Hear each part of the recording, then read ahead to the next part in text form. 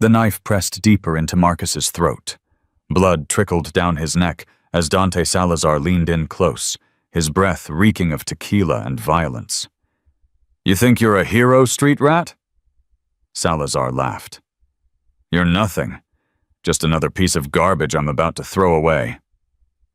Behind him, 3 gang members held a screaming 10-year-old girl.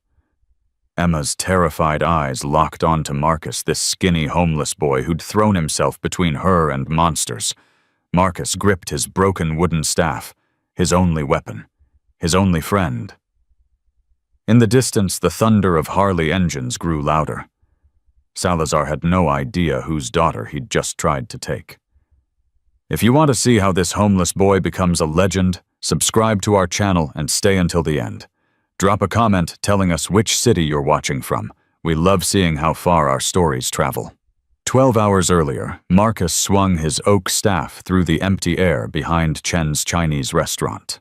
The wood made a satisfying whoosh as it cut through the morning fog. Once, twice, a diagonal slash that would have taken a man's legs out if anyone had been standing there. At 16, Marcus had learned that survival wasn't about being the biggest or the strongest. It was about being the most willing to do whatever it took. The staff was smooth under his calloused palms. He'd found it in a construction dumpster 6 months ago, just a piece of discarded oak. But he'd spent weeks sanding it down, shaping it, wrapping the handle with strips of old t-shirt to prevent slippage. Everything he knew about fighting came from YouTube videos watched on library computers and hard lessons learned in back alleys. "You're gonna break something, man." Marcus spun, staff raised. Tommy stood at the alley entrance, 12 years old, dirty clothes, eyes too old for his face. Another throwaway kid the world had forgotten. "Mind your business, Tommy." "Just saying." Tommy kicked at a pebble. "Chen's nephew got jumped last week. 3 guys took everything he had. You should get a real weapon, a knife or something." Marcus looked at his staff. "This is real enough." "A stick against knives? That's crazy." "A knife means getting close, means you gotta be willing to see someone's blood on your hands." Marcus resumed his practice. "I'm not ready to cross that line." "Whatever, man." Tommy shuffled his feet. "You coming to the shelter tonight? They're serving meatloaf." "Maybe." That meant no. The shelters were dangerous in their own way. Too many people crammed together, too many predators hunting easy marks. Marcus preferred doorways, park benches, the occasional unlocked car. Alone was safer. Tommy left, and Marcus went back to his routine. 50 strikes, 50 blocks, 50 thrusts. His arms burned by the end shoulders screaming, but he didn't stop. Pain was just weakness leaving the body, or so he told himself. He'd started carrying the staff after what happened to Lily, his little sister, 8 years old. Bright smile that could light up a room. Used to make necklaces out of dandelions and put them around his neck like he was a king. They'd been in foster care together, the last placement before Marcus aged out at 15. Lily was still young enough to be adoptable, still innocent enough to believe in happy endings. But their foster father had other ideas. Marcus had seen the way Mr. Henderson looked at her, the way he found excuses to be alone with her, the way his hand lingered too long on her shoulder. Marcus reported it, called the hotline, begged the caseworker to investigate. "We'll look into it," she'd promised. "These things take time." A week later, Marcus came home from school to find Lily in the bathtub, empty pill bottle on the floor. 8 years old, and she'd decided the world was too much. Mr. Henderson told the authorities she'd been depressed. The system believed him. Case closed. Tragic accident. Nothing to see here. Marcus knew the truth. He ran that night. Couldn't stay in that house. couldn't be part of a system that had failed his sister so completely. And he swore on Lily's grave that if he ever saw another kid in danger, he wouldn't wait for adults to help. He wouldn't trust the system. He wouldn't fill out forms and wait for callbacks that never came. He'd handle it himself. The staff became his promise, his penance, his purpose. Marcus finished his routine and wiped sweat from his forehead. The sun was setting, painting the sky orange and purple. Time to find somewhere to sleep. He slung the staff over his shoulder and headed toward Miller Park. There was a bench near the playground, far enough from the street lights to avoid police attention, close enough to feel somewhat safe. He walked with purpose, head up, eyes scanning. Street kids who looked like victims got treated like victims.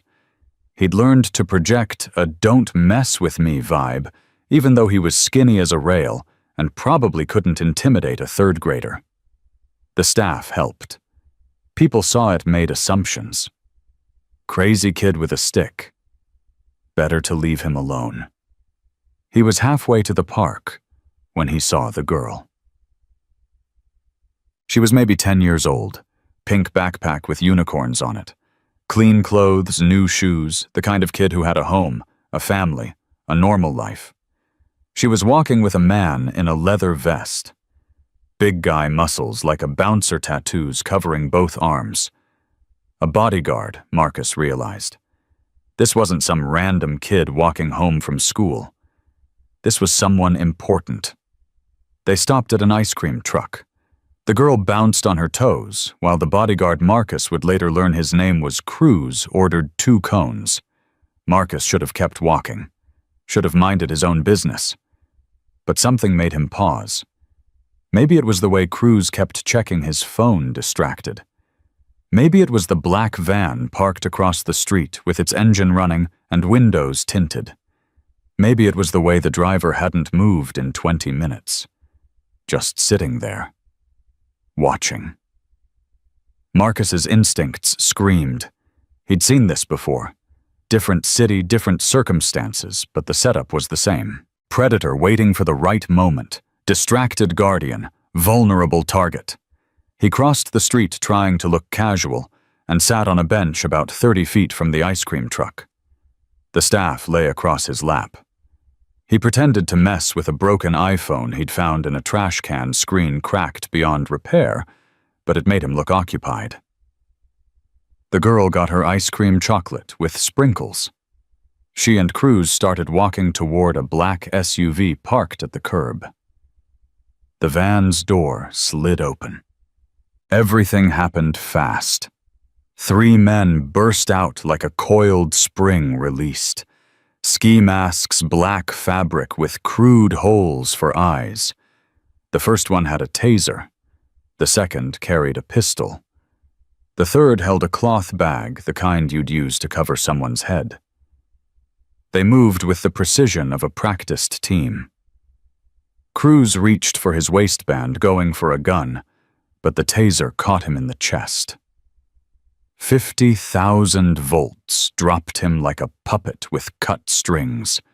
He hit the pavement hard, convulsing ice cream cones splattering across the sidewalk. The girl screamed. A high, piercing sound that cut through everything. People scattered. A woman dragged her toddler in the opposite direction. A businessman practically dove into his car. This was the kind of neighborhood where people knew better than to be witnesses. The third man grabbed the girl and started dragging her toward the van. She fought like a wildcat, kicking, biting, screaming.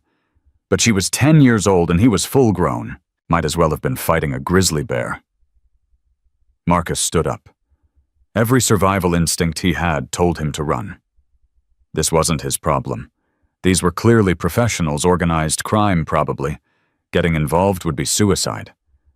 But he saw Lily's face superimposed over the girl's, saw his sister in that bathtub, saw the failure that haunted his dreams every single night. His hand tightened around the staff. Not again. Never again, Sunjitsuman. Marcus ran, not away, toward. The first man, the one with the taser, saw him coming and actually laughed. Look at this skinny little hero with a stick. Marcus didn't slow down. He raised the staff like a baseball bat and swung for the fences. The oak connected with the man's kneecap. The sound was like a branch, snapping a wet crack that Marcus felt reverberate up his arms. The laughter cut off, replaced by a scream. The man's leg buckled sideways at an angle legs weren't meant to bend. Marcus had never broken someone's leg before. It felt worse than he'd imagined. Better, too. The man with the gun swung toward him, but Marcus was already moving. He jabbed the staff forward like a spear, catching the gunman in the solar plexus. The man doubled over, gasping for air. 2 down. 1 to go. The third man had the girl halfway to the van. He saw what happened to his partners and drew a knife, a wicked-looking thing with a serrated edge. "Back off, kid, or I'll gut you like a fish." Marcus kept coming. The man slashed. Marcus tried to block with the staff, but the blade bit into the wood, carving a deep groove. He twisted, trying to yank the knife away. The man held on. They grappled. Marcus was smaller, weaker, but he fought dirty. Stomped on the man's instep. Headbutted him in the nose, felt cartilage crunch. Bit down on the hand holding the knife. Tasted blood and dirt. The man screamed and released the girl. She scrambled away, running toward Cruz, who was starting to recover from the taser. The man's fist caught Marcus in the ribs. Once. Twice. 3 times. Pain exploded through his torso. He couldn't breathe. His vision went white around the edges, but he didn't let go of the staff. He swung wildly, blindly, connected with something, the man's head maybe, and heard a dull thunk. The man staggered back. Marcus should have run then. Should have grabbed the girl and gotten the hell out. But the gunman was back up. Wheezing but functional. And he was raising his pistol. Marcus threw himself at the man, using the staff like a bar, shoving it crosswise against his throat. They went down in a tangle of limbs. The gun went off. The sound was deafening. Impossibly loud. Marcus's ears rang. He didn't know if he'd been shot. Everything hurt so much already that one more wound might not register. They rolled across the pavement. Gravel bit into Marcus's back. The man was on top of him now, pressing down with all his weight hands around Marcus's throat. Squeezing. Marcus's vision started to tunnel. Black spots danced across his eyes. He couldn't breathe. Couldn't think. His hands scrabbled at the ground. Found a shard of broken glass from a discarded beer bottle. He didn't hesitate. He drove it into the man's thigh. The grip on his throat loosened. Marcus sucked in a desperate breath and shoved the man off, grabbed his staff, his beautiful, reliable staff, and swung one more time. It connected with the side of the man's head.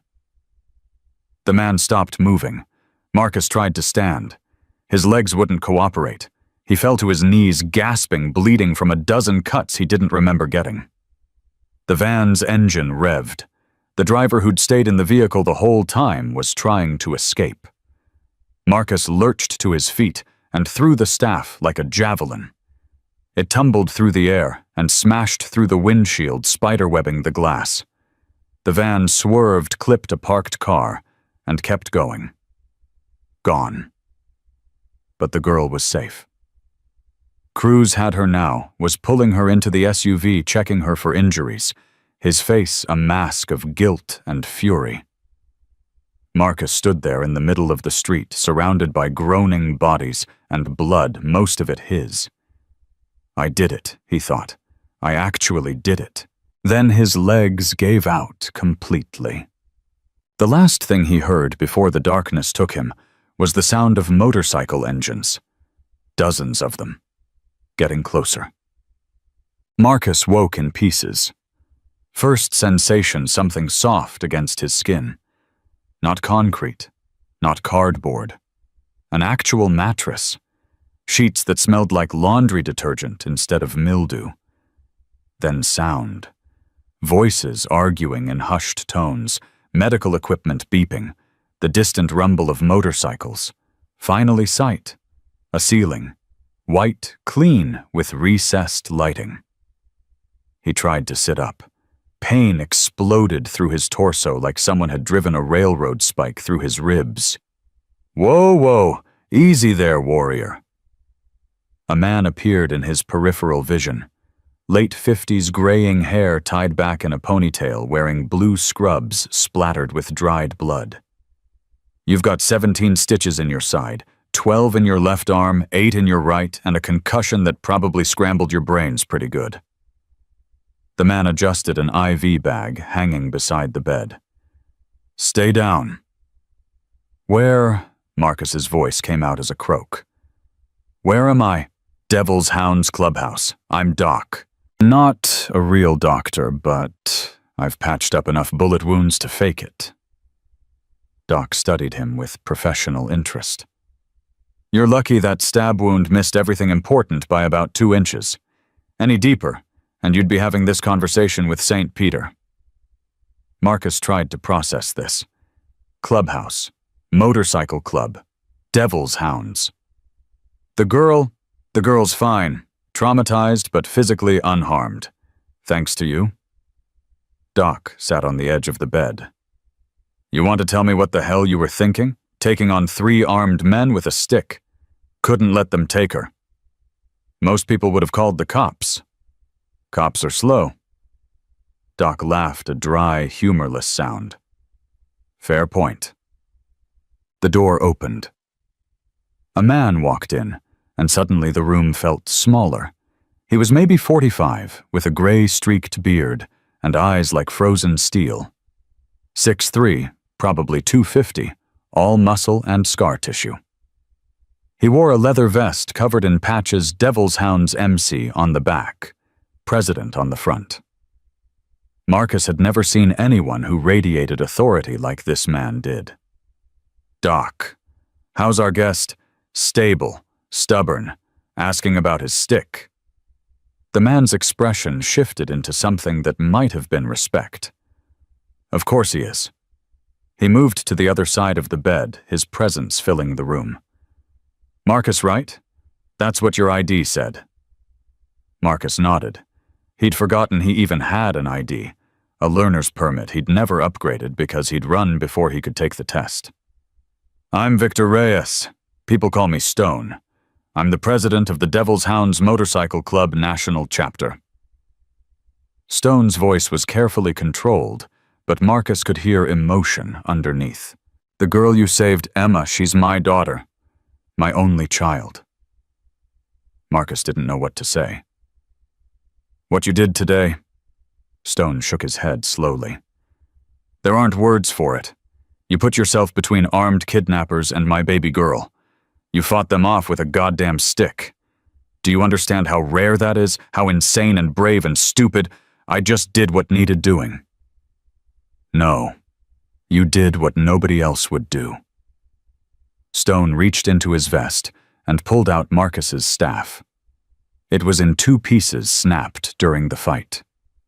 But someone had repaired it. Bound the break with silver wire that caught the light, reinforced it with metal bands. The grip was rewrapped in new cloth, black and soft. And along the length, etched in careful script, were words, "Courage is not the absence of fear, but the decision that something else is more important." Below that, the Devil's Hounds logo, a snarling hound's head wreathed in flames. "It broke during the fight," Stone said quietly. "But broken things can be made stronger. Our metalsmith reinforced it." He placed the staff in Marcus's trembling hands. "This isn't just a stick anymore, son. It's a symbol, evidence of what you did." Marcus ran his fingers over the silver binding. The new weight felt right. Balanced. Powerful. There's something else. Stone pointed to a small metal plate attached to the base. Engraved on it, property of Marcus, Devil's Hounds, MC. I'm not in your club. Not yet. Legal prospect age is 16. Stone met his eyes. But that doesn't matter. As of today, you're under Devil's Hounds protection. Anyone messes with you, they mess with us. Anyone who threatens you, they threaten us. You saved my daughter, Marcus. That makes you family. Family? The word hit Marcus like a physical blow. He hadn't had family since Lily. Hadn't dared to hope for it. I don't understand, Marcus whispered. You don't have to. Just accept it. Stone stood. Rest. Heal. When you're ready, we'll talk about your future. But know this, you'll never sleep on the street again. You'll never go hungry. You'll never be alone. That's my promise. He turned to leave, then paused at the door. And Marcus, thank you. For my daughter's life. I can never repay that debt. But I'll spend the rest of mine trying. After he left, Marcus lay there, holding his repaired staff, tears streaming down his face, for the first time since Lily died. 3 days later, Doc declared Marcus stable enough to be moved from the medical bay to a real room. The Devil's Hounds clubhouse was nothing like Marcus had imagined. He'd pictured a dingy bar with pool tables and neon beer signs. Instead, it was a fortress, a converted warehouse with reinforced walls, security cameras on every corner, and armed guards at the gate. His room was on the second floor, down a hallway, decorated with motorcycle memorabilia and photographs of past members. The room itself was simple, but clean. A bed, a dresser, a small desk, a window overlooking the parking lot where dozens of Harleys sat in neat rows. Someone, probably Stone, had left clothes for him. New jeans, t-shirts, a hoodie, actual socks and underwear. The first new clothes Marcus had owned in over a year. He was staring out the window when there was a knock at the door. Come in. The door opened slowly. Emma stood there looking tiny in the doorway. She carried a tray with a sandwich and a glass of milk. Her unicorn backpack hung from one shoulder, a little dirty from the incident, but intact. Hi, she said shyly. Daddy said I could bring you lunch, if you wanted, if that's okay. Marcus sat up carefully, mindful of his stitches. Yeah, that's okay. She set the tray on the desk and perched on the edge of the chair, hands folded in her lap. Up close, Marcus could see she had her father's steel gray eyes. Though hers held a warmth, Stone's lacked. I wanted to say thank you, Emma said in a rush, for saving me. The bad men were going to take me, and you stopped them, even though you got really hurt, and I was so scared. But then you were there, and— It's okay, Marcus interrupted gently. You don't have to thank me. But I do. Daddy says you're a hero. He says you're braver than most of his guys, and they're all really big and scary. Marcus picked up the sandwich, peanut butter and jelly cut into triangles. I'm not a hero. I did what anyone would do. No. Emma shook her head firmly. Most people ran away. I saw them. Everyone ran away except you. She wasn't wrong.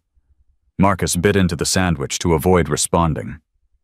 Daddy says you're going to live here now, Emma continued. Is that true? I don't know. Maybe for a while. I hope you do. She smiled a gap-toothed grin that made Marcus's chest ache. Then we can be friends. I don't have many friends. Daddy says it's not safe for me to go to regular school because of his work, so I have a tutor. It gets lonely sometimes. I know what lonely feels like.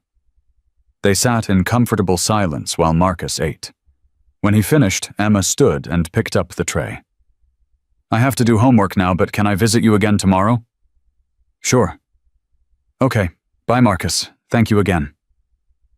After she left, Marcus laid back on the bed and stared at the ceiling. The staff leaned against the wall beside him, silver bands catching the afternoon light. He ran his fingers over the engraved words. Courage is not the absence of fear. He'd been terrified during that fight, every second certain he was about to die. But he'd done it anyway. Maybe that was what courage meant. That night, Stone came to Marcus's room with a thick file folder. You need to see this. He dropped the folder on the bed. Inside were surveillance photos, printouts of text messages, financial records, and a photograph of a man with sharp features, cold eyes, and a snake tattoo coiling up his neck. His name is Dante Salazar, Stone said. Mid-30s, former cartel enforcer. Now he runs a drug distribution network called Los Diablos out of the industrial district. He's been trying to muscle in on our territory for months. Marcus studied the photograph. So this was the man who'd sent kidnappers after a 10-year-old girl. Why are you showing me this? Because you deserve to know who tried to take Emma. And because... Stone leaned against the desk, arms crossed. The guys and I talked. We're going after the Diablos. In 3 days, we're going to hit them hard, destroy their operations, send a message. Good. Stone's eyebrows rose. Good. They tried to hurt a little girl. They should pay for that. They will. But I want you to understand what that means. We're not just going to rough them up. We're going to burn everything they have to the ground. It won't be clean. It won't be legal. It won't be pretty. Marcus met Stone's eyes. I don't care. They deserve it. Maybe. But there's a cost to that kind of violence. It changes you, makes you harder. Stone's voice softened. I don't want that for you. Not if I can help it. I'm already hard. Stone studied him for a long moment. Yeah, I guess you are. He gathered the folder and headed for the door. Get some sleep, Marcus. Tomorrow you start training. Hammer's going to teach you how to really use that staff. After Stone left, Marcus lay awake for hours. He thought about Lily, about Emma, about the monsters who preyed on children and the broken system that let them. He thought about the photograph of Dante Salazar, and he made a decision. He wasn't going to sit on the sidelines while the devil's hounds went to war. He was going to be there, one way or another. The next morning, Hammer found Marcus in the parking lot before sunrise. Stone says you need training. Hammer was a mountain of a man, shaved head beard down to his chest hands, like sledgehammers. Show me what you got. Marcus gripped his staff and fell into his stance, the one he'd taught himself from YouTube videos and street fights. Hammer watched for about 3 seconds. That's garbage. Excuse me. Your stance is wrong. You're telegraphing every move. A blind man could see your attacks coming. Hammer circled him slowly. You survived that fight on guts and luck. Luck runs out. Marcus felt his face flush. I took down 3 armed men. And almost died doing it. Hammer stopped in front of him. You want to survive the next fight? Forget everything you think you know. For the next 2 hours, Hammer broke Marcus down and rebuilt him from scratch.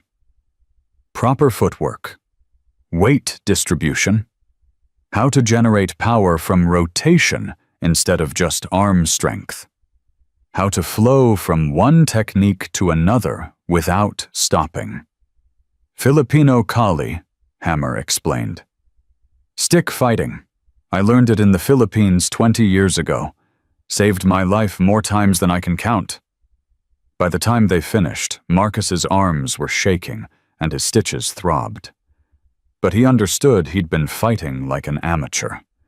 Hammer was showing him how to fight like a professional. Same time tomorrow, Hammer said. Don't be late. I won't. Hammer started to walk away, then turned back. Kid, what you did for Emma, that took guts. Stupid guts, but guts. Don't let anyone tell you different. It was the closest thing to a compliment Marcus had ever received. That afternoon, Tank found Marcus in the common area, practicing the techniques Hammer had taught him. You're holding it wrong. Marcus looked up. Tank had a scar running from his temple to his jaw, probably from a knife. His eyes were hard, but not unkind. Hammer said, "Hammer's old school. Here." Tank adjusted Marcus's grip. "Thumb along the shaft. Gives you more control." "Thanks." Tank watched him practice for a minute. "You know, when Stone told us what happened, nobody believed it. 3 armed men, a 15-year-old kid, a wooden stick." He shook his head. "Then we saw the security footage. There's footage. Ice cream truck had a camera, caught the whole thing." Tank's expression shifted. "I've been in this club 20 years, seen a lot of fighters, a lot of brave men." He paused. "I've never seen anything like what you did." Marcus didn't know what to say. "Most people freeze," Tank continued. "When violence happens, when someone's in danger, most people just freeze. Their brains can't process it. But you didn't freeze. You moved. You fought. You won." When he clapped Marcus on the shoulder. "That's not something you can teach. That's something you're born with." Over the next few days, Marcus fell into the rhythm of the clubhouse. Mornings were for training with Hammer. Afternoons meant helping around the clubhouse, cleaning bikes, organizing supplies, whatever needed doing. Evenings were for eating together in the big common room, listening to the men tell stories about rides and fights and the old days. They accepted him without question. Not as a full member, he was too young for that, but as something else. A mascot, maybe. A little brother. Someone worth protecting. Doc checked on him twice a day, changing bandages and monitoring his healing. "You heal fast," Doc observed on day 4, removing stitches from Marcus's arm. "Good genetics, though you're still too skinny. We need to put some meat on those bones." "I've been eating."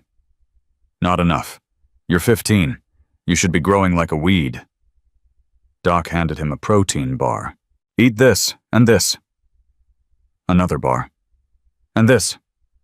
A third. Marcus actually laughed for the first time in months. Emma visited every day. She'd bring him lunch, always peanut butter and jelly cut into triangles, and they'd talk. About everything. About nothing. She told him about her tutor, about the books she was reading, about the dog she wanted, but her dad wouldn't let her have. "He says it's too dangerous," Emma explained. "Because of his work. What if someone tried to hurt the dog to get to him?" "That makes sense." "I guess." She picked at her sandwich. "It's just lonely sometimes. The other kids at my old school before Daddy pulled me out, they didn't understand. Their dads had normal jobs, accountants and lawyers and stuff. My dad..." She trailed off. "Your dad protects people," Marcus said. "That's important." "Do you really think so?" "I know so." Emma smiled that gap-toothed grin that made Marcus's chest ache. "I'm glad you're here, Marcus. It's nice having someone to talk to. Someone who isn't a grown-up." "I'm glad I'm here too." And he meant it. For the first time since Lily died, he felt like he belonged somewhere. On the 5th night, Stone called a meeting. Not church. Marcus wasn't allowed in church, but something else. Something unofficial. Marcus was lying in bed when he heard the knock. He opened the door to find Stone standing there with 8 men behind him, all of them wearing the devil's hound's cut. "Sorry to disturb you," Stone said, "but the guys wanted to meet the kid who took on 3 Diablos with a stick, formally." They filed into the small room, filling it with leather and tattoos, and barely contained violence. Stone gestured to each man in turn. "This is Hammer, you know him. Tank. Bones, our secretary. Reaper. Ghost. Diesel, chains, smoke, all full patch members. Each man nodded as his name was called. They looked like they could tear Marcus apart with their bare hands, but their expressions were respectful, almost reverent.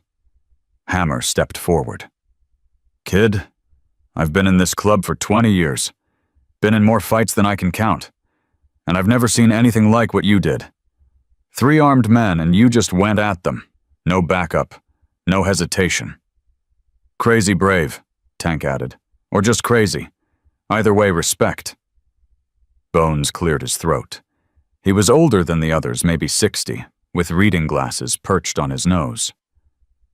"We wanted to give you something, as a thank you, for Sophie." He handed Marcus a leather vest. It was smaller than the ones the men wore, but clearly made from the same material. The Devil's Hound's logo was embroidered on the back. The snarling hound wreathed in flames. On the front, a single patch. Staff. "It's not a full cut," Stone explained. "You're not a member yet, but it's a mark of respect. When you wear this, people will know you're under our protection, that you're family." Marcus took the vest with shaking hands. It was soft, well-worn, smelling of leather and motorcycle exhaust. He put it on. It fit perfectly. "There's a ceremony," Stone continued, "when someone earns their road name, their nickname. Usually it's voted on by the chapter, but in your case it was unanimous." He paused. "Staff. The kid who fought off kidnappers with a wooden stick. The kid who's got more heart than sense." The men laughed. Not mocking, warm, accepting. Reaper spoke up. He was lean with haunted eyes. "You ever need anything, kid, you come find one of us. You're pack now." They filed out one by one, each man clapping Marcus on the shoulder or ruffling his hair. Stone stayed behind. "You okay? I don't know what I am." "That's fair. This is a lot to take in." Stone sat on the edge of the desk. "You should know we're going after the Diablos, for what they tried to do to Emma. It's going to get ugly." "Good." Stone's eyebrows rose. "Good. They tried to hurt a little girl. They should pay for that." "They will. But I want you to understand what that means. We're not just going to rough them up. We're going to destroy them, burn their operations to the ground, make an example." Stone's eyes were hard. "It's not going to be clean or legal or pretty." Marcus met his gaze without flinching. "I don't care. They deserve it." "Maybe. But there's a cost to that kind of violence. It changes you, makes you harder." Stone's voice softened. "I don't want that for you. Not if I can help it. I'm already hard."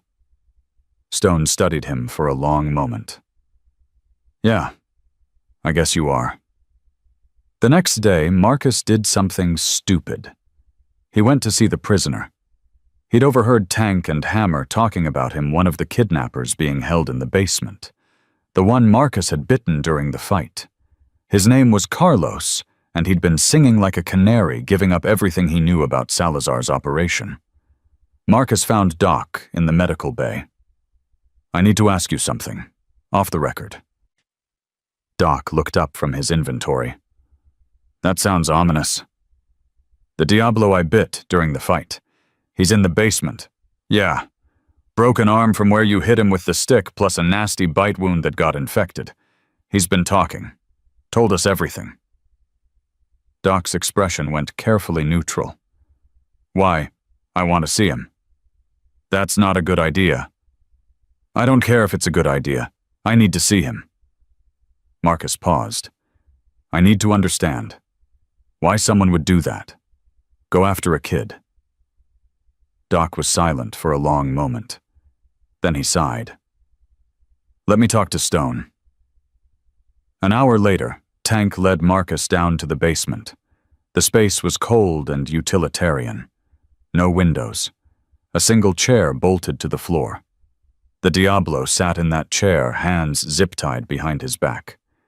He looked rough, bruised, pale, his arm in a makeshift sling. When he saw Marcus, his eyes went wide. "You, the kid with the stick." Marcus approached slowly.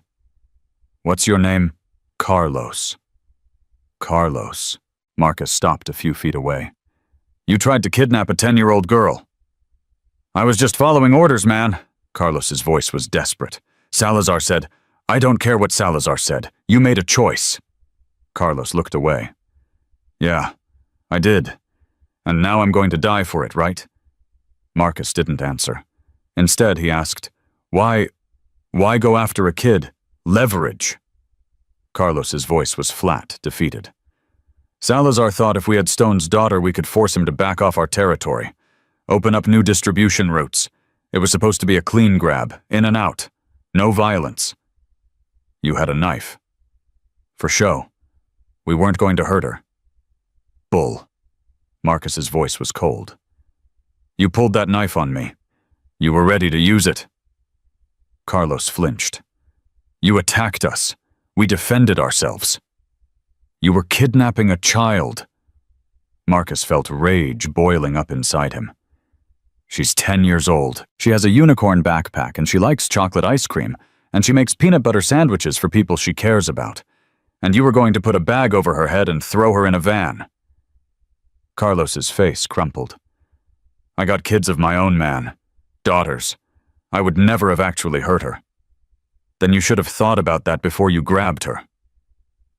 Marcus stared at him for another long moment. This man, this coward, trying to justify the unjustifiable. "Where's Salazar now?" "I don't know. He moves around, never stays in one place." "But you know his operations, his safe houses, his routines." "Yeah, and I already told them everything." Carlos's voice was hollow. "They got maps, schedules, the works. I gave them everything. Won't matter, though. I'm still dead." Tank spoke from the doorway. "Kid, we're done here." Marcus turned and walked out. He was halfway up the stairs when he heard Carlos call after him. "Hey, kid. For what it's worth, I'm sorry. I'm about the girl. About all of it." Marcus didn't look back. That night, Emma came to his room. It was late, nearly midnight. She was wearing pajamas with cartoon cats on them, and she looked scared. "Hi." Her voice was small. "Can I come in?" "Sure." She sat on the edge of his bed, pulling her knees up to her chest. "Daddy's going to fight the bad men tomorrow." "Yeah." "Are you scared?" Marcus considered the question. "A little. But your dad's smart. And strong. He'll be okay. He promised he'd come back." Emma's voice cracked. "But adults break promises sometimes." The pain in her voice cut through Marcus like a knife. This kid, this sweet, innocent kid, had already learned that the world was cruel and unfair. Just like Lily had learned it. Just like Marcus had learned it. He put his arm around her. "Not your dad. He's not going to break this promise." "How do you know?" "Because he has you to come back to. And that's the most important thing in the world." Emma leaned against his shoulder. They sat in silence, listening to the motorcycles being prepared in the parking lot below. Men shouting. Engines revving. The sounds of war. "Marcus, yeah? Will you promise me something? What? Promise you won't leave? Promise you'll still be here when Daddy comes back?" Marcus felt something tighten in his chest. "I promise." She hugged him fiercely. "Thank you. For saving me. For being my friend. For everything." After she left, escorted back to her room by one of the members staying behind to guard the clubhouse, Marcus went to the window. He could see the parking lot below, men checking weapons, strapping on body armor, loading up vehicles. This was it. The night of the operation. Stone had forbidden him from joining the assault, made him promise to stay at the clubhouse where it was safe. But Marcus couldn't stay behind. Not when the people who tried to hurt Emma were out there. Not when he could help. He grabbed his staff and his new leather vest, slipped out of his room and down the back stairs. The guards were focused on the front entrance. The kitchen door was unguarded. On a hook by the door labeled "Emergency Vehicle" was a set of car keys. Marcus took them. He'd only driven a few times before stolen cars, brief joy rides when he needed to get somewhere fast. But he remembered the basics. Start the engine. Put it in drive. Don't crash. The sedan was parked in the back lot. Marcus climbed in, started the engine, and pulled out as quietly as he could. In the rearview mirror, he watched the clubhouse shrink into the distance. He'd made a promise to Emma. But he'd made an older promise to Lily. And some promises couldn't be kept from the sidelines. The industrial district was 40 minutes away. Marcus drove carefully, staying under the speed limit, blending with traffic. His heart hammered in his chest. This was insane. Suicidal. If Stone found out, he'd be furious. But Marcus couldn't stay behind. Not when Dante Salazar was out there. Not when the man who'd tried to take Emma was breathing the same air as everyone else. He was halfway there when he heard the first sirens. Then gunfire. The Devil's Hounds had engaged. Marcus pressed the accelerator. Whatever was happening, he wasn't going to miss it. Marcus parked the sedan 2 blocks from the warehouse district and killed the engine. The night was alive with chaos. Gunfire crackled in the distance. Sirens wailed. Somewhere glass shattered and men screamed. The Devil's Hounds had hit multiple locations simultaneously. Smart strategy: divide the enemy's forces, overwhelm them before they could regroup. Marcus grabbed his staff and slipped out of the car. His heart pounded against his ribs. Every instinct screamed that this was suicide. He was 16 years old, barely healed from stab wounds, walking into a war zone with nothing but a wooden stick. But he kept moving. For Emma. For Lily. For the promise he'd made to himself the night his sister died. The main warehouse was 3 blocks ahead. Marcus could see floodlights, blazing emergency vehicles, figures moving in the shadows. He circled around to the back, staying low, using parked cars and dumpsters for cover. His training with Hammer kicked in. Move smooth. Stay quiet. Don't attract attention. He reached the loading dock at the rear of the building. A single guard stood there, Diablo colors on his vest, nervously shifting his weight from foot to foot. The man kept glancing toward the sounds of battle, clearly wondering if he should run. Marcus didn't give him time to decide.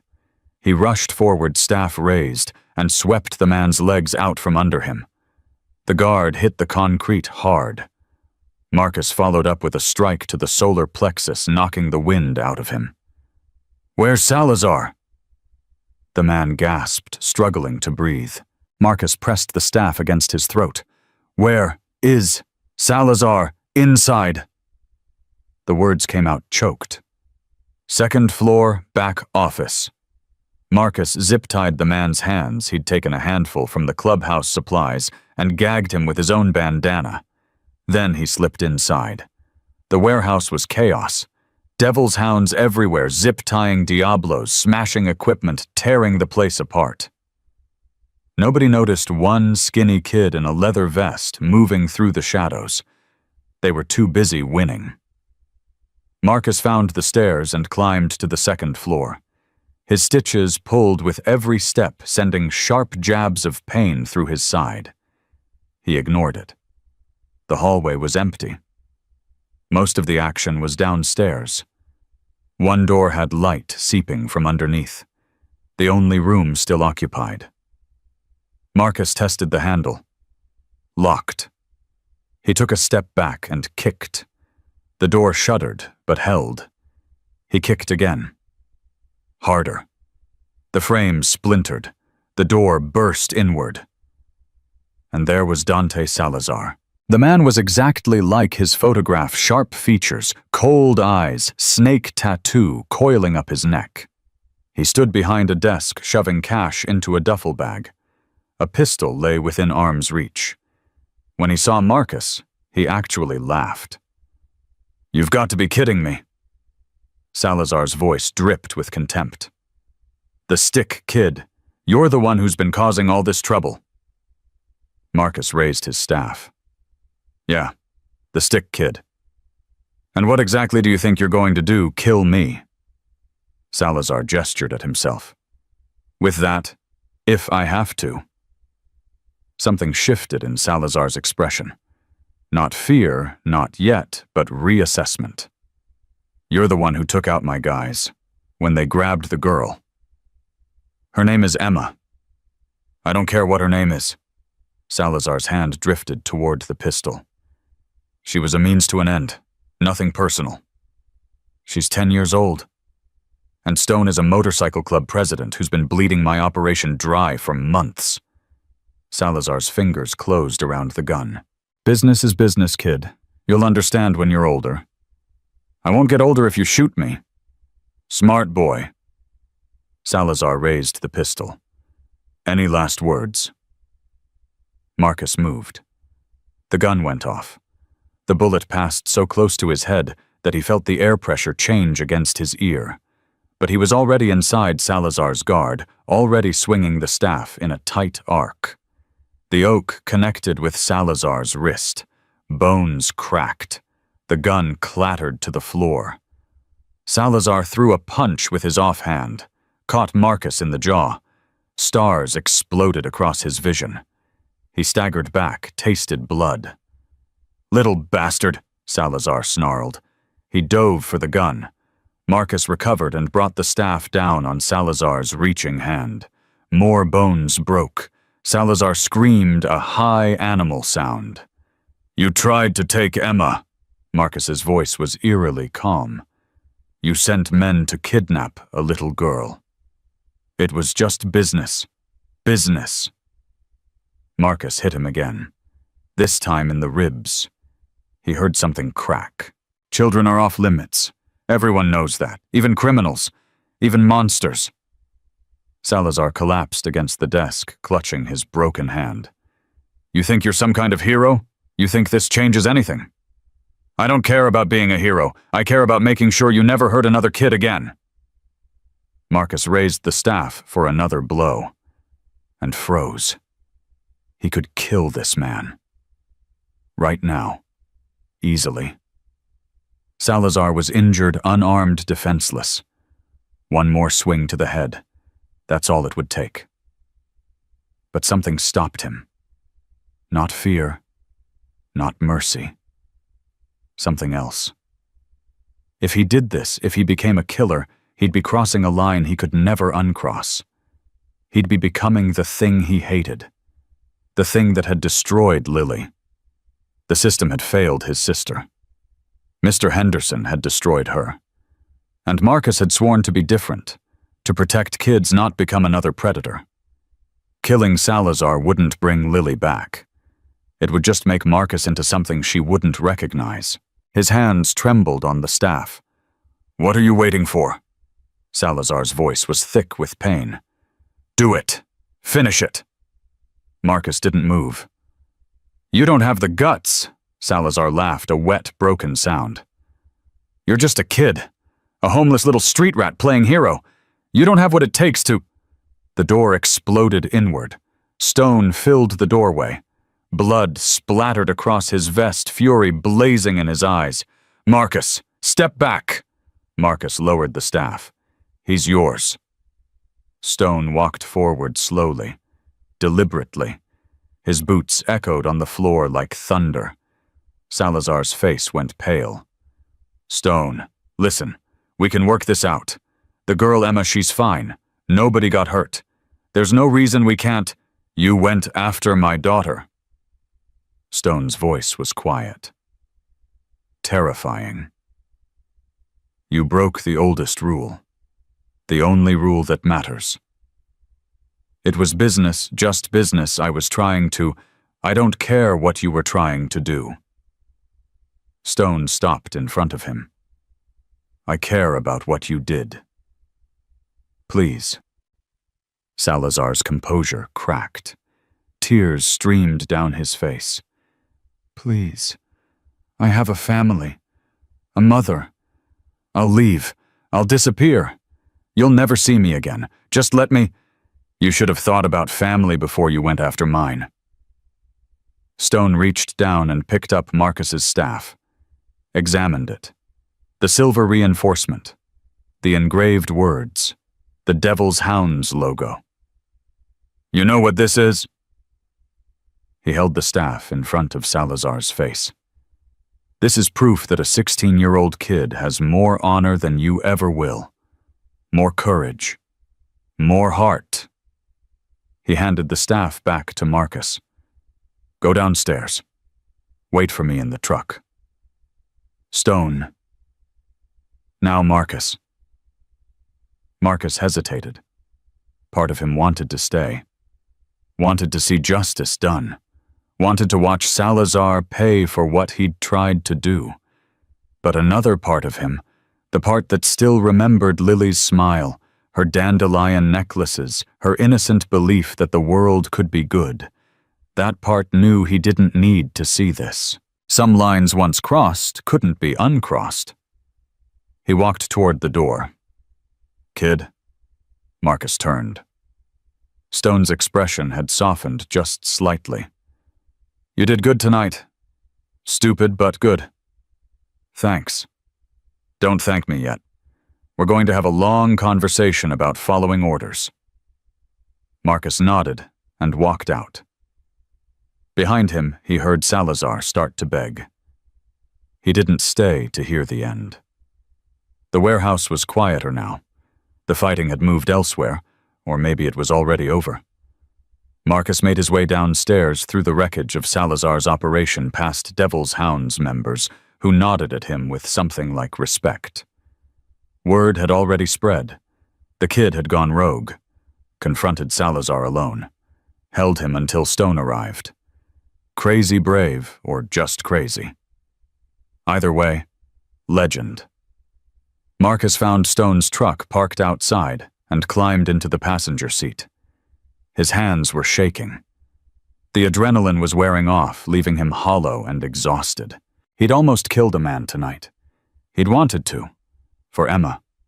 For Lily. For every kid who'd ever been failed by the system by adults who should have protected them. But he hadn't. He didn't know if that made him strong or weak. 20 minutes later, Stone climbed into the driver's seat. His knuckles were bruised and bloody. His face was unreadable. They drove in silence for several miles. Finally, Stone spoke. You disobeyed direct orders. Yes. You put yourself in danger. After everything I said. After everything we talked about. Yes. You could have been killed. I know. More silence. Why? Stone's voice was tight. Why couldn't you just stay at the clubhouse where it was safe? Marcus stared out the window. Because safe wasn't good enough. Because Salazar was out there and I couldn't just sit around waiting for someone else to handle it. That's not your job. You're 16. I'm the guy who saved your daughter. Stone's hands tightened on the steering wheel. Don't pull that card with me, Marcus. I'm grateful, more grateful than you'll ever know, but that doesn't give you the right to throw your life away on a revenge mission. It wasn't revenge. Then what was it? Marcus was quiet for a long moment. When he spoke, his voice was barely above a whisper. I had a sister, Lily. She was 8 years old. Stone glanced at him. We were in foster care together, the last placement before I aged out. Marcus's throat tightened. Our foster father, he was a predator. I saw the way he looked at her, the way he found excuses to be alone with her. Jesus. I reported it, called the hotline, begged the caseworker to investigate. Marcus's hands curled into fists. She said they'd look into it, said these things take time. What happened? A week later, I came home and found Lily in the bathtub, empty pill bottle on the floor.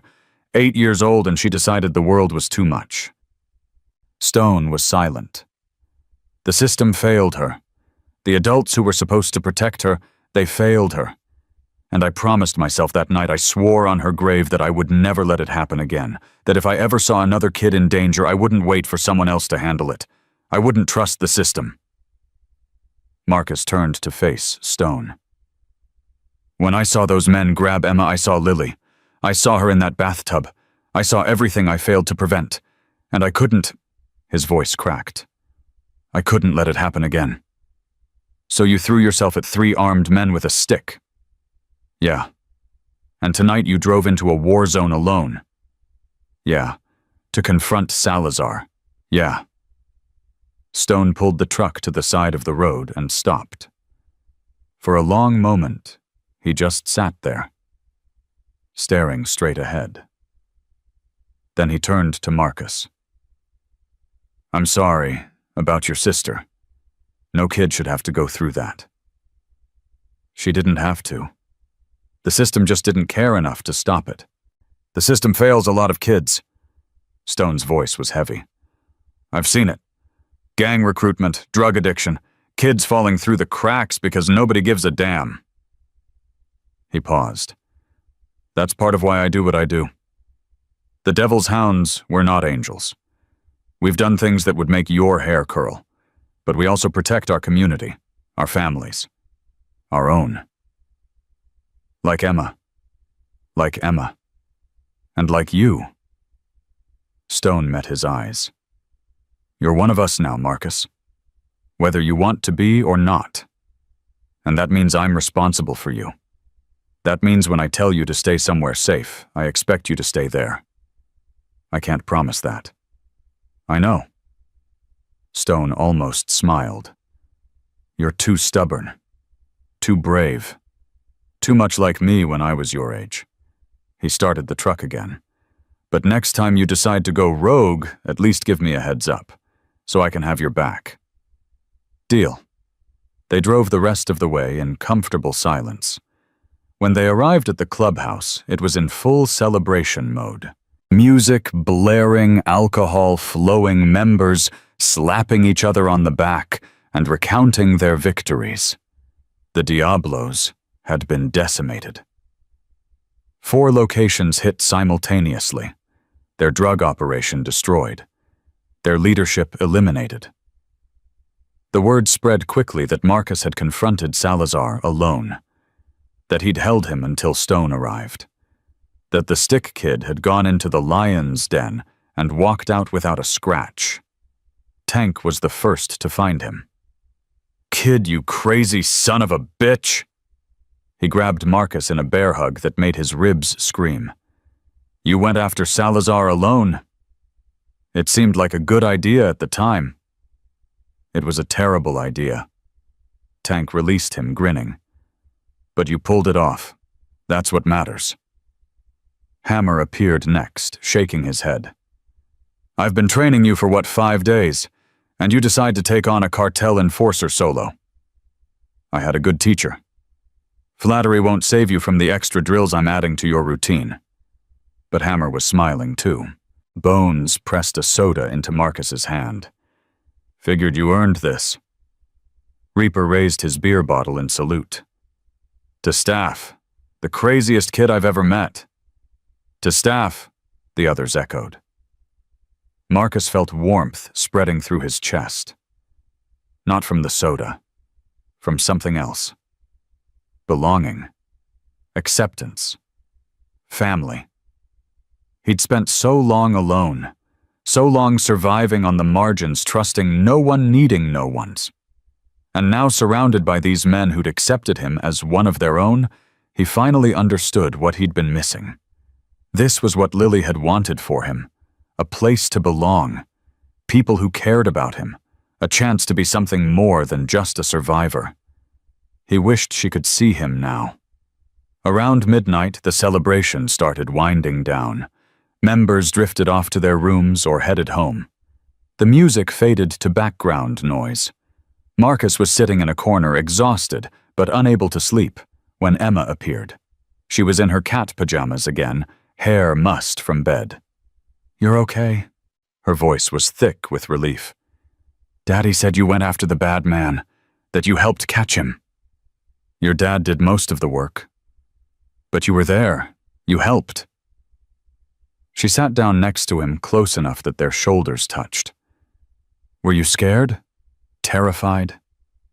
But you did it anyway." "Yeah. That's what bravery is, right? Being scared but doing the thing anyway." Marcus looked at her. This kid, this sweet, innocent kid who'd seen too much and still believed in heroes. "Yeah," he said softly. "That's exactly what it is." Emma hugged him. "Thank you. For everything. For saving me.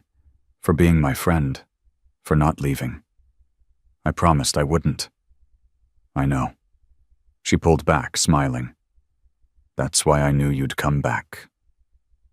After she went to bed, Marcus sat alone in the dark, holding his staff. The silver bands gleamed in the moonlight. The engraved words seemed to glow.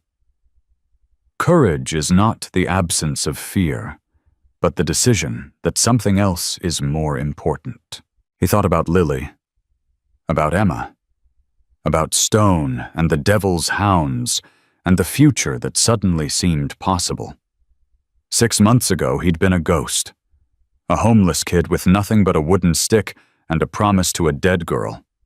Now he had a home, a family, a purpose, and tomorrow he'd start building the rest of his life. But that was tomorrow. Tonight he just sat in the darkness and let himself feel grateful. For the first time in years, Marcus fell asleep without dreaming of bathtubs and empty pill bottles. 6 months changed everything. Marcus stood in the backyard of Stone's property staff, in hand, working through his morning routine.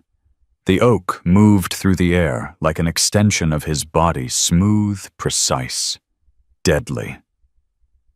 50 strikes, 50 blocks, 50 thrusts. His form was unrecognizable from the sloppy, self-taught kid who'd fought behind Chen's restaurant.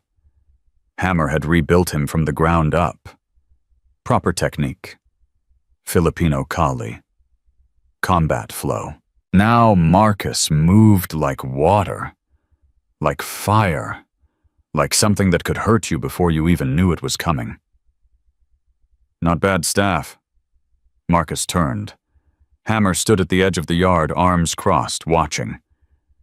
"You've been spying on me, making sure you're not slacking." Hammer walked closer. "Your footwork's improved, rotation's cleaner. You're actually listening to what I taught you." "I had a good teacher." "Damn right you did." Hammer sat on the porch steps. 6 months ago you were a street kid with more guts than brains. Now look at you." Marcus looked down at himself. He'd put on 20 pounds of muscle since moving into Stone's house. Regular meals, protein shakes, and brutal training sessions had transformed his body. He wasn't big, would never be big, but he was lean, fast, dangerous. "I still feel like that street kid sometimes," Marcus admitted. "That's good. Don't ever forget where you came from." Hammer's expression turned serious. "The day you forget is the day you get soft, and soft people don't survive in this world." "Is that why you joined the club?" "Partly." Hammer stared off into the distance. "I was like you once. Different circumstances, same situation. Nobody. Nothing. Then Stone found me, gave me a purpose, a family. The hounds saved my life." He looked at Marcus. "They'll save yours too, if you let them." The back door opened. Emma burst out, Thor bounding behind her. The German Shepherd had been Stone's idea, a guard dog, and companion rolled into one. Emma had named him after the Norse god of thunder because of how loud his bark was. Marcus, you promised? Marcus grinned. Promised what? You said you'd help me with my science project today. It's due Monday, and I haven't even started. I said maybe. You said yes. Emma grabbed his hand and started pulling. Come on, it's about volcanoes. Hammer laughed. Better go staff. Can't keep a lady waiting. Marcus let Emma drag him inside, Thor trotting at their heels. This was his life now. Training in the mornings, helping Emma with homework in the afternoons, dinner with Stone and the family because that's what they were now, a family, in the evenings. It still felt surreal sometimes. 6 months ago he'd been sleeping in doorways and eating out of dumpsters. Now he had his own room with an actual bed, clean clothes, 3 meals a day, and people who cared about him. The science project took 3 hours. Emma wanted to build a volcano that actually erupted, which meant baking soda vinegar and a lot of mess. By the time they finished, the kitchen looked like a disaster zone, and both of them were covered in fake lava. Dad's going to kill us, Emma said, surveying the damage. I'll clean it up. You'll help me clean it up. I made the mess too. They worked together, scrubbing counters and mopping floors. Thor watched from his bed tail wagging, clearly amused by the whole thing. Marcus, yeah, are you going to stay forever? The question caught him off guard. What do you mean, here? With us. Emma's voice was small. Daddy says you're family now, but sometimes people say that, and then they leave anyway. Marcus stopped mopping and looked at her. This kid. This sweet, wonderful kid who'd been through so much and still worried about being abandoned. I'm not going anywhere, he said firmly. Promise, promise. She hugged him, getting fake volcano residue all over his shirt. He didn't care. That evening, Stone called Marcus into his study. The room was filled with motorcycle memorabilia photographs of past members' awards and trophies from charity rides. Stone sat behind his desk, expression unreadable. Close the door. Marcus obeyed, a knot forming in his stomach. Had he done something wrong? Sit. He sat. Stone studied him for a long moment. 6 months. Sir, it's been 6 months since you saved Emma, since you came to live with us. Stone leaned back in his chair. A lot has changed. Yes, sir. You've changed. Put on muscle, improved your skills. Hammer says you're one of the best students he's ever trained. He's a good teacher. He is. But you're a better student. Stone pulled a folder from his desk drawer. I've been getting reports from Hammer, from Doc, from Tank, and the others. They all say the same thing. What's that? That you're ready. Marcus's heart started pounding. Ready for what? Stone opened the folder. Inside were photographs, Marcus training Marcus, helping around the clubhouse, Marcus with Emma. There were also documents, school records showing straight A's, medical reports showing full recovery, training evaluations with high marks across the board. You turn 16 next month, Stone said. That's prospect age, old enough to officially start the process of joining the club. Marcus couldn't breathe. I'm offering you a choice. Stone's voice was measured, careful. You can stay here as family, which you are, regardless of what you decide. Live in this house, finish school, have a normal life. Or, he paused. You can prospect for the Devil's Hounds. Learn the life. Earn your patch. What does prospecting mean? It means work, hard work. You'll be at the bottom of the ladder doing whatever needs doing, cleaning bikes, running errands, proving yourself over and over again. Could take a year, could take 5. Depends on you. And if I make it through, Stone reached into the folder and pulled out a leather vest, full size. The Devil's Hounds logo embroidered on the back, the snarling hound wreathed in flames. You become a brother, full patch member. One of us. Marcus stared at the vest. 6 months ago, he'd been nobody, a throwaway kid the world had forgotten. Now the president of a motorcycle club was offering him a future.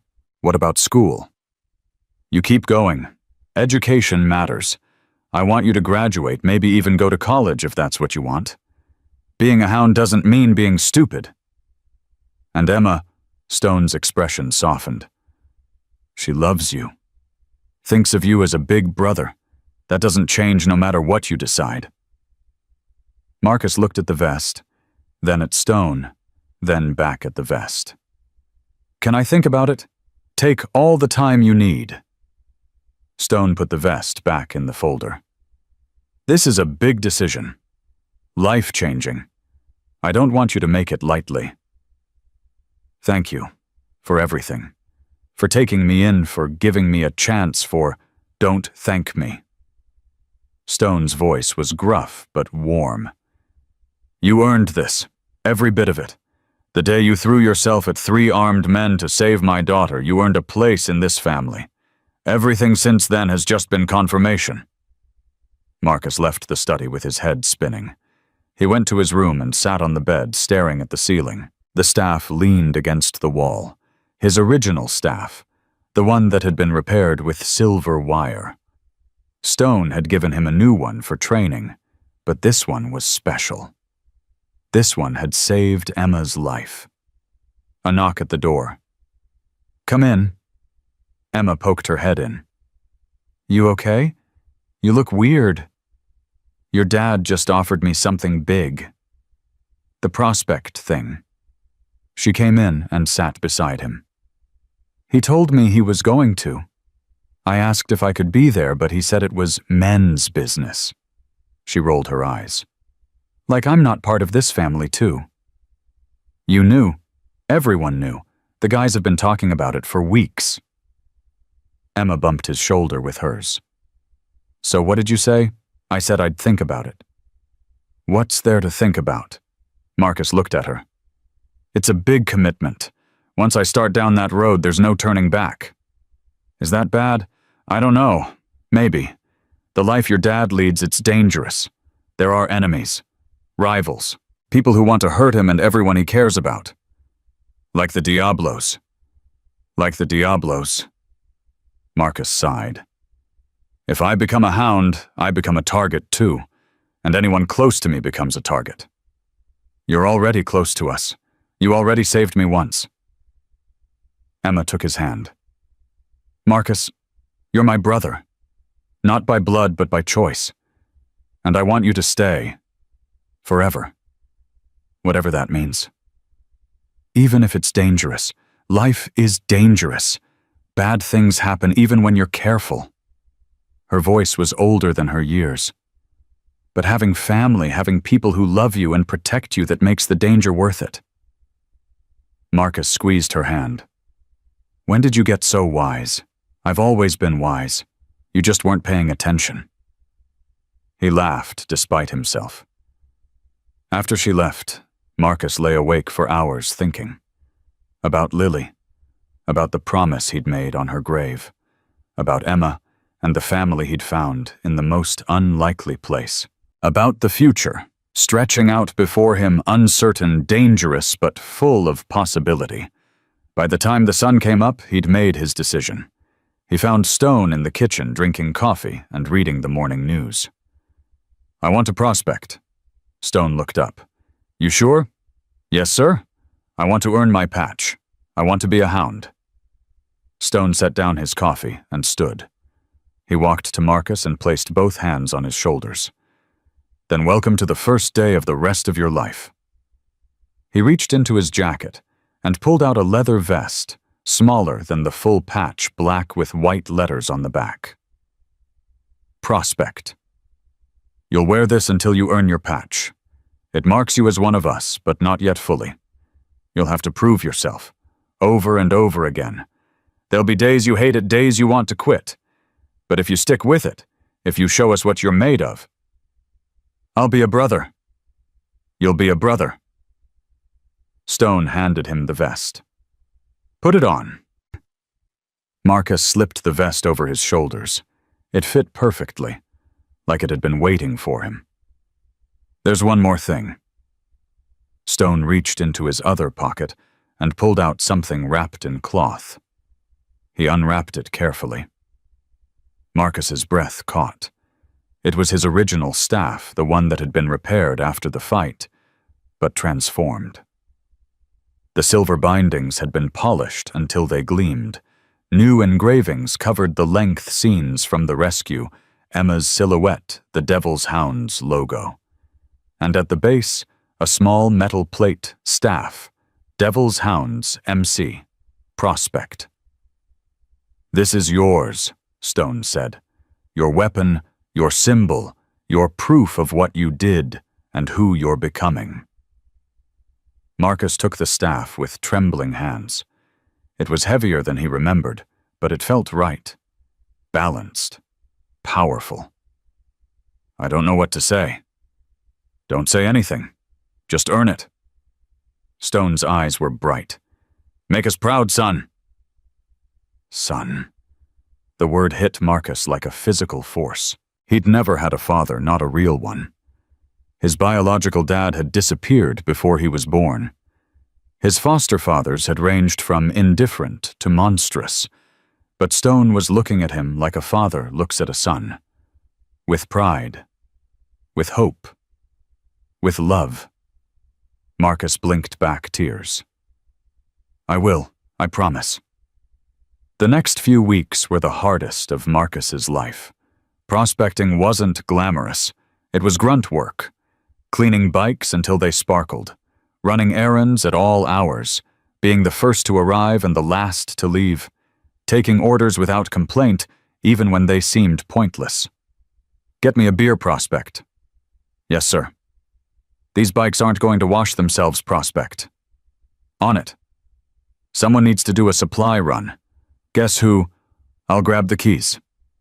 The full patch members tested him constantly, made him do push-ups for minor mistakes, sent him on wild goose chases for items that didn't exist, questioned his commitment, his loyalty, his courage. But Marcus never complained, never quit. Never gave them a reason to doubt him. Because every time it got hard, he remembered why he was doing this. For Lily. For Emma. For the family he'd found, and the family he'd lost. Hammer intensified his training. 3 hours every morning instead of 1. New techniques, new weapons, new scenarios. "A prospect needs to be ready for anything," Hammer explained. "You might have to protect a brother in a fight. You might have to stand guard at an event. You might have to put your body between a bullet and your president." "Has that ever happened?" "Twice." Hammer showed him a scar on his shoulder. "This one was meant for Stone." "I got in the way." "Did it hurt?" "Like hell. But Stone's alive, so it was worth it." Marcus absorbed everything. The skills, the culture, the unwritten rules of the brotherhood. He learned that loyalty was everything. That you never ratted, never turned on a brother, never put yourself above the club. He learned that respect was earned, not given. That the patch on your back meant nothing if your actions didn't back it up. He learned that family, real family, wasn't about blood. It was about choice. About showing up day after day, even when it was hard. 3 months into his prospecting, the club threw a charity event. A motorcycle ride to raise money for foster kids. Kids like Marcus had been kids falling through the cracks of a broken system. Stone asked Marcus to speak. "Me, why? Because you know what these kids are going through. You lived it." Stone handed him a microphone. "Tell them your story. Let them know there's hope." Marcus had never spoken in public before. Never talked about Lily, about the streets, about any of it. The idea terrified him. But he took the microphone anyway. He stood in front of 200 people. Bikers, families, community members, and he told his story. About Lily, about the system that failed her, about surviving on the streets with nothing but a wooden stick and a promise, about the day he saved Emma, about finding the devil's hounds, about learning what family really meant. I spent years thinking I was alone, Marcus said, his voice steady despite the pounding of his heart. Thinking nobody cared. Thinking I didn't matter, but I was wrong. Everyone matters. Every kid in foster care, every kid on the streets, every kid who's been told they're worthless, they matter. And they deserve people who will fight for them. He raised his staff. This is what I fought with. A piece of wood. But it wasn't the wood that saved that little girl. It was the decision to act. The refusal to look away. Anyone can make that decision. Anyone can choose to be a hero. When he finished, the crowd was silent. Then Stone started clapping. Then Hammer. Then Tank. Then everyone. Marcus stood there overwhelmed as 200 people gave him a standing ovation. Later, after the event, Stone found him sitting alone. That took guts. I almost threw up, Stone laughed. Most people would have, but you did it anyway. That's what matters. He sat beside Marcus. The club raised $50,000 today, most of it because of your speech. Seriously, people opened their wallets after hearing your story. They wanted to help kids like you. Stone put a hand on his shoulder. You made a difference today, Marcus. A real difference. Marcus thought about the foster kids that money would help, about the meals they'd eat, the beds they'd sleep in, the small kindnesses that might keep them from ending up like Lily. It doesn't feel like enough. It never does. But you do what you can and then you do more. That's how you change the world, one kid at a time, one day at a time. Marcus nodded slowly. He understood now why Stone had asked him to speak. It wasn't just about raising money, it was about showing Marcus what he could become. Not just a fighter, not just a prospect, a leader, someone who could inspire others, who could make a difference, someone Lily would have been proud of. That night, Marcus visited Lily's grave for the first time since he'd run away. He'd been avoiding it, afraid of the memories, afraid of the guilt. But he needed to tell her. He knelt in the grass staff across his lap and talked to the headstone.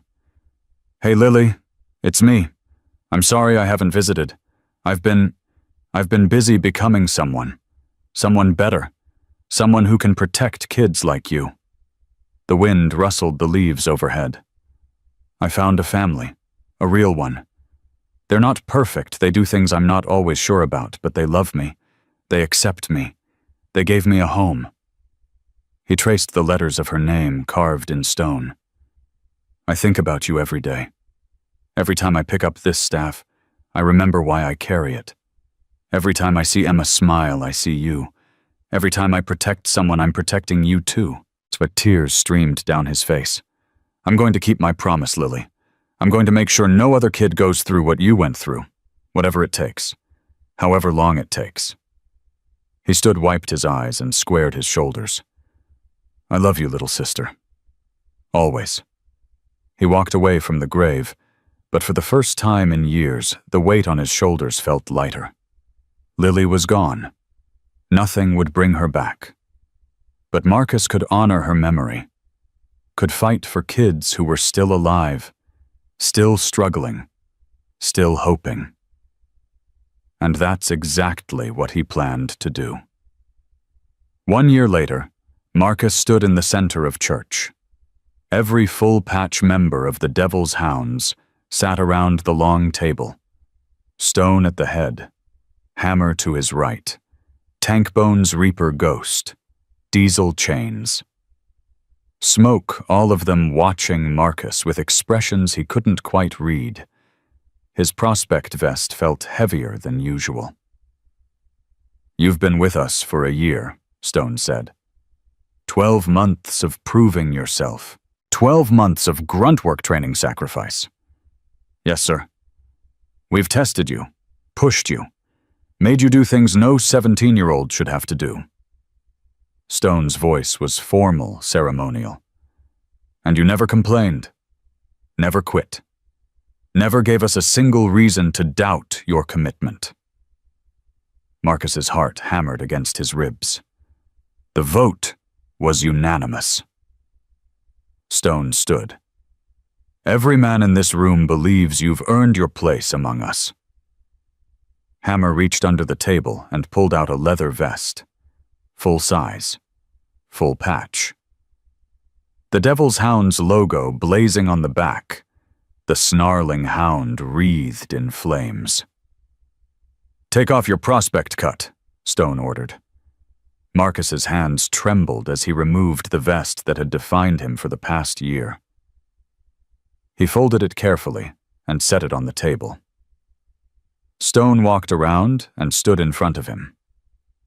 Marcus, Staff, you came to us as a homeless kid with nothing but a wooden stick and more courage than sense. You saved my daughter's life. You became part of our family. And now, he held up the full patch vest. Now you become our brother. Stone helped him into the vest. The leather settled on Marcus's shoulders like armor, like destiny. Turn around.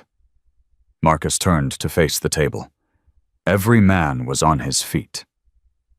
Brothers, Stone said, I present to you our newest full-patch member. Staff. Devil's Hound. The room erupted. Tank reached him first, crushing him in a bear hug. Welcome to the family, brother. Hammer was next, gripping his shoulders with tears in his eyes. I knew you'd make it. Knew it from the first day. Reaper, Ghost, Diesel, chains, smoke, bones.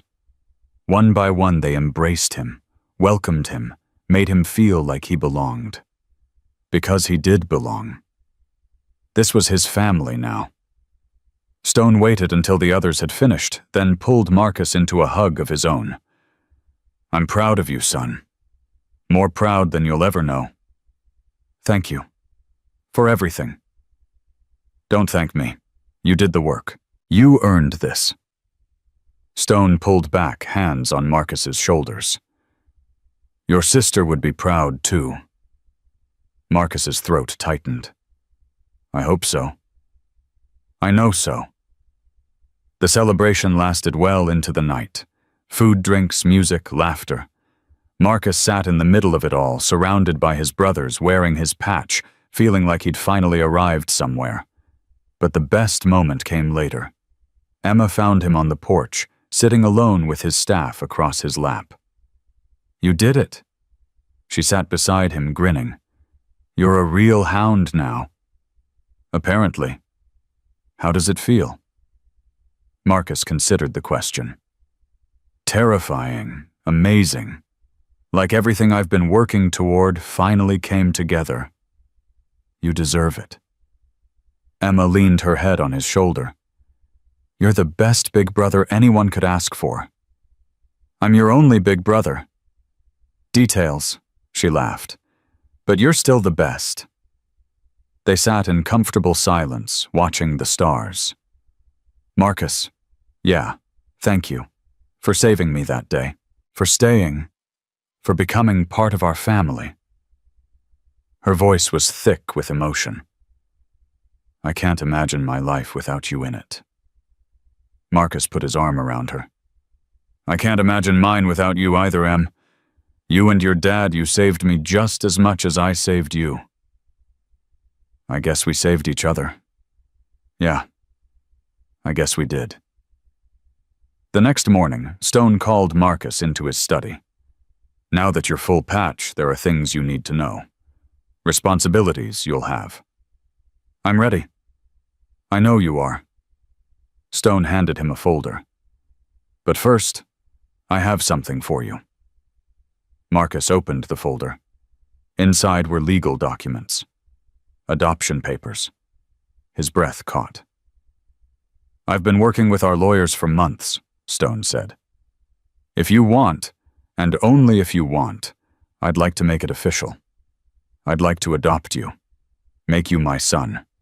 Not just in name, but in law. Marcus stared at the papers. His hands shook. You don't have to decide now. I know it's a lot. But I want you to know that you're not just a club member to me. You're not just the kid who saved my daughter. You're family. Real family. And I want the world to know it. Why? Marcus's voice cracked. Why would you do this for me? Because you're worth it. Because you've earned it. Because, Stone's voice caught. Because I love you, Marcus. Like a son. And I want to give you something you've never had. A father who will never let you down. Marcus couldn't speak, couldn't breathe. All his life he'd been alone. Unwanted. Thrown away by a system that didn't care. And now this man, this gruff, terrifying, wonderful man was offering him something he'd never dared to hope for. A real father. A real family. A real home. Yes.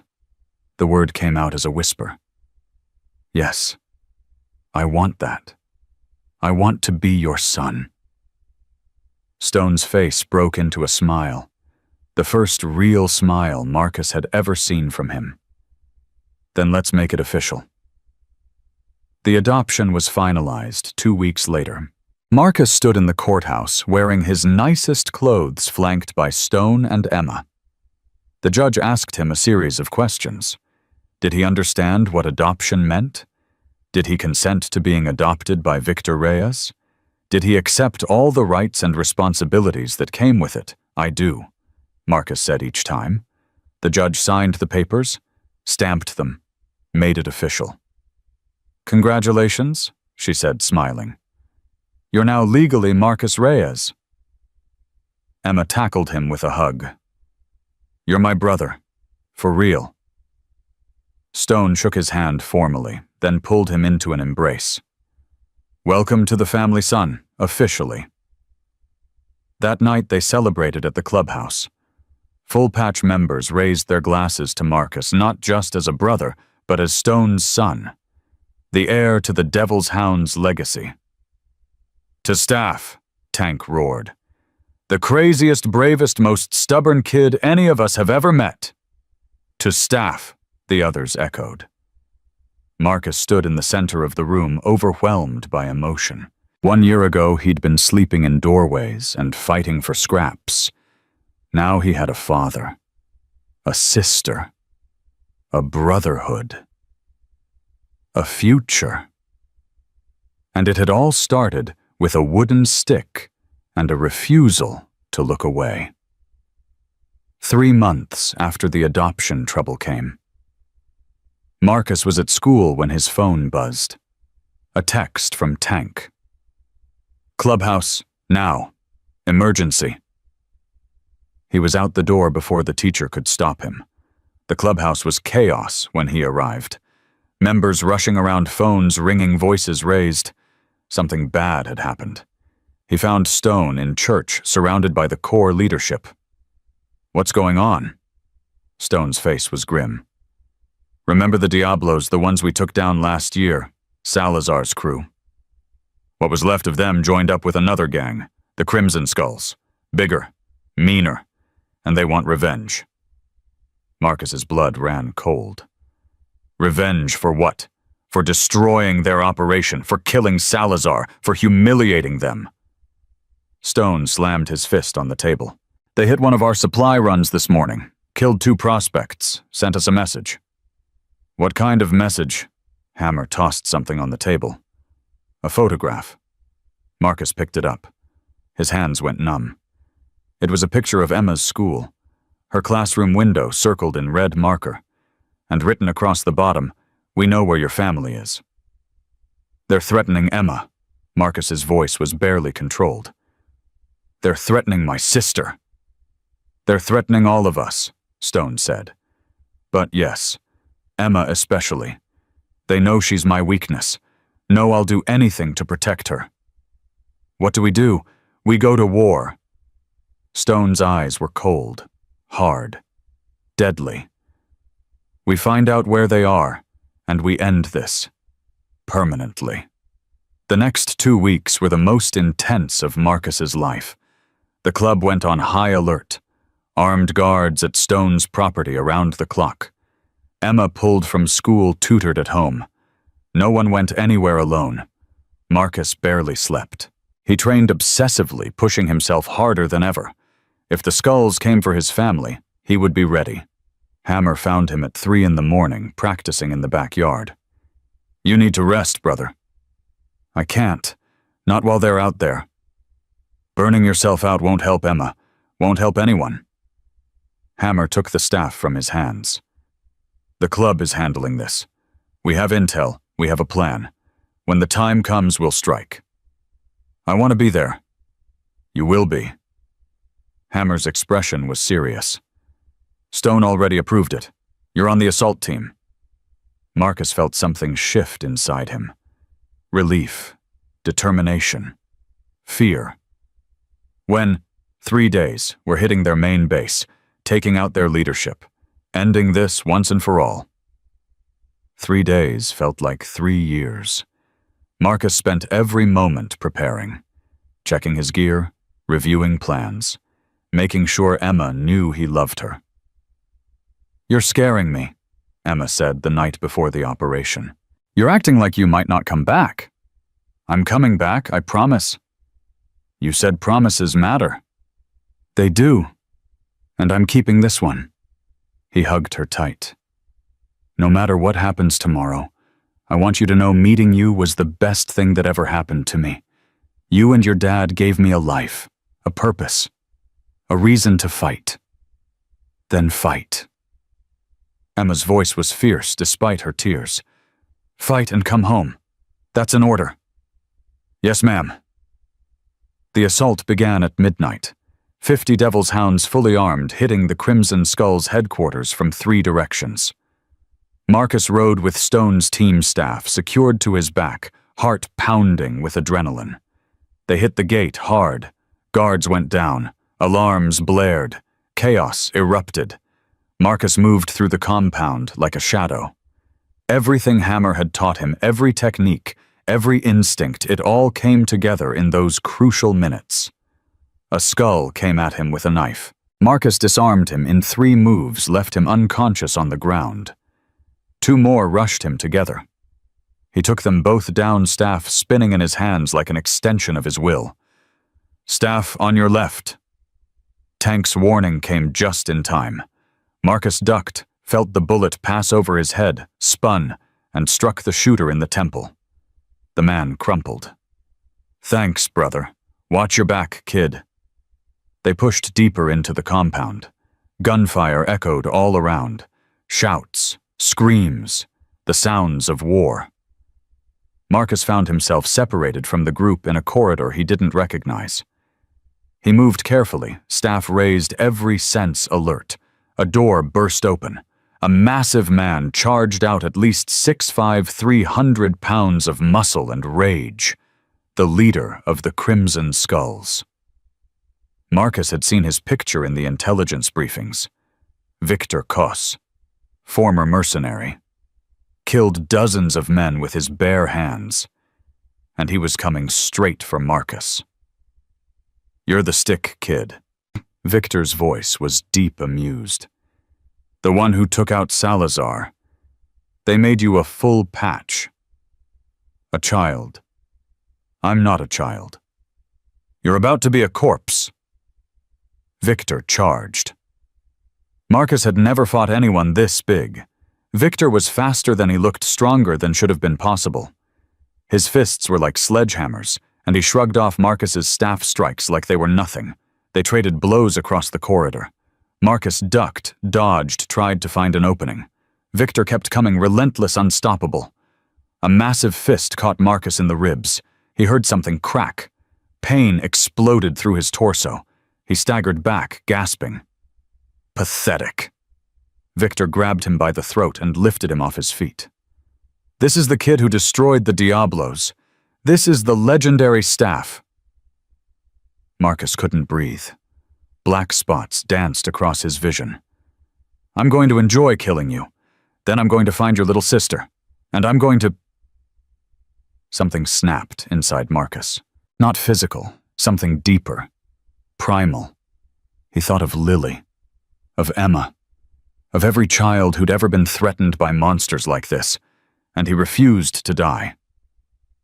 With the last of his strength, he swung the staff upward. The silver-reinforced tip caught Victor under the chin with devastating force. Victor's grip loosened. Marcus dropped to the ground, gasping for air, and didn't stop moving. He swept Victor's legs out from under him. The giant crashed down. Marcus was on top of him instantly, staff pressed across his throat. "You want to threaten my sister?" Marcus's voice was barely human. "You want to threaten my family?" Victor struggled, but Marcus had leverage now. Position. And rage. "I'm going to tell you the same thing I told Salazar. The same thing I'll tell anyone who ever tries to hurt the people I love." Marcus leaned in close. "You picked the wrong girl." He pressed harder on the staff. Victor's face turned purple. "Staff, stand down," Stone's voice cut through the red haze. Marcus looked up. His father stood in the doorway, gun in hand, flanked by tank and hammer. "He's finished," Stone said. "Let the authorities handle him." "He threatened Emma." "I know, but if you kill him like this, you become him. Is that what you want?" Marcus looked down at Victor's purple face, at the fear in his eyes. One more push, and it would be over. Justice served. Vengeance complete. But Stone was right. This wasn't justice. This was murder. And Marcus refused to cross that line. He pulled back. Victor gasped for air, coughing and sputtering. Tank and hammer moved in, zip-tying the gang leader's hands. "We got him, brother. It's over." Stone helped Marcus to his feet. "You okay?" "Cracked ribs, I think. Nothing Doc can't fix." And in here, Stone tapped Marcus's chest over his heart. Marcus considered the question. "I almost killed him." "But you didn't. Because you stopped me. I reminded you. You stopped yourself." Stone's eyes were proud. "That's the difference between us and them, son. We have a code. We have lines we don't cross. Even when we want to. Even when they deserve it." Marcus nodded slowly. His hands were still shaking, but the rage was fading, replaced by something calmer, clearer. "Let's go home," Stone said. "Emma's waiting." They drove back to the compound in silence. The operation had been a success. The Crimson Skulls were finished leadership, captured operations, destroyed survivors scattering. The threat to the Devil's Hounds and their families was over.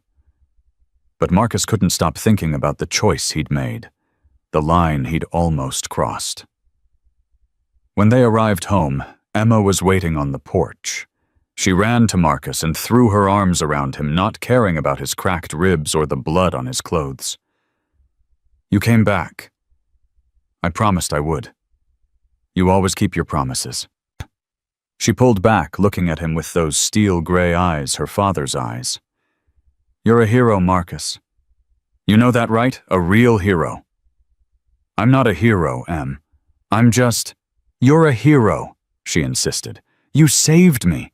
You saved our family. You fight for people who can't fight for themselves. That's what heroes do."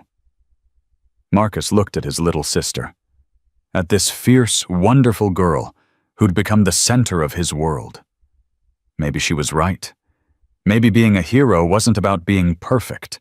It was about making choices, about standing up when others sat down, about protecting the innocent no matter the cost. "Okay," he said finally. "Maybe I'm a hero, but only because I have something worth fighting for." That night, Marcus stood alone on the porch, his staff in his hands. The compound was quiet. The family was safe. The threat was gone. He looked up at the stars and thought about the journey that had brought him here. 2 years ago, he'd been a homeless kid with nothing. a ghost, a throwaway. The system had failed him and killed his sister, and he'd been left to survive on the streets with nothing but rage and grief. Then he'd seen 3 men trying to kidnap a little girl, and he'd made a choice. That choice had changed everything. It had given him a family, a father who loved him, a sister who needed him, brothers who would die for him. It had given him purpose, a reason to wake up every morning, a cause worth fighting for. It had given him something he'd never had before. Hope. The door opened behind him. Stone stepped out, 2 beers in his hands. Can't sleep. Too much on my mind. Stone handed him a beer and sat beside him. You did good tonight. Handled Victor like a pro.